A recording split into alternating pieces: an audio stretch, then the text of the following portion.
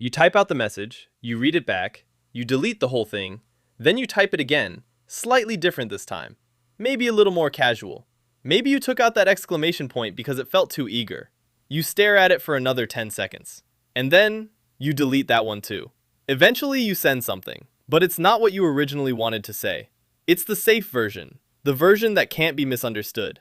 Hi, I'm Shaz, and I spend way too much time thinking about psychology and why people do the things they do. Like deleting texts before sending them.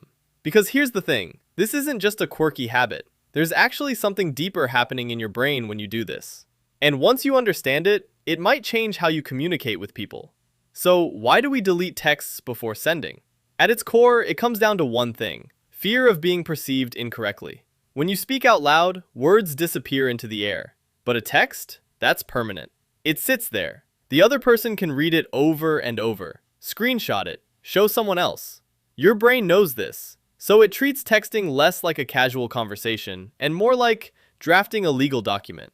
Psychologists call this evaluation apprehension, the anxiety that comes from knowing you're being judged. And texting amplifies it because you can't see the other person's reaction in real time. You don't get their facial expression, their tone, their immediate response. So your brain fills in the blanks, usually with worst-case scenarios. What if they think I'm being too clingy? What if this sounds passive-aggressive? What if they read this differently than I meant it? And suddenly, a simple, "Hey, wanna hang out?" becomes a 10-minute internal debate. Here's what's actually happening in your head. You write the message from your perspective, what you mean. Then you immediately switch to their perspective, how they might interpret it. But you're not actually them, you're just guessing. And that guess is usually filtered through your own insecurities. So the person who worries about being too much will delete anything that seems too enthusiastic. The person who's been misunderstood before will obsess over every word choice. You're not editing the text, you're editing yourself, trying to present a version of you that's impossible to criticize. The problem? That version is also impossible to connect with. Because it's not really you, it's a performance. If you delete texts constantly, it usually signals one of a few things. 1. You care deeply about how you come across, which isn't bad. It shows self-awareness. But it can tip into overthinking if you're not careful. 2.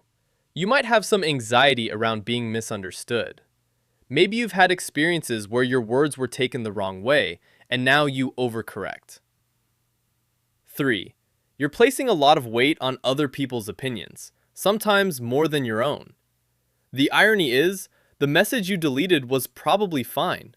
Most people aren't analyzing your texts the way you are. They read it, they respond, they move on. Here's something that helped me. Before you delete a message, ask yourself, would I delete this if I was talking out loud? Because in real conversations, you don't get a backspace key. You just say the thing and deal with the response. And somehow, that works out most of the time. Texting should feel the same. It doesn't need to be a polished, perfect statement. It can just be you talking. Look, deleting texts before sending isn't some major character flaw. A lot of people do it. But it is worth noticing.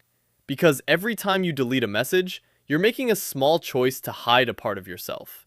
And over time, those small choices add up. You start communicating in a way that feels safe, but also hollow. So, next time you catch yourself mid-delete, maybe just hit send instead. See what happens. Chances are, it'll be fine. And you'll realize you were never as too much as you thought.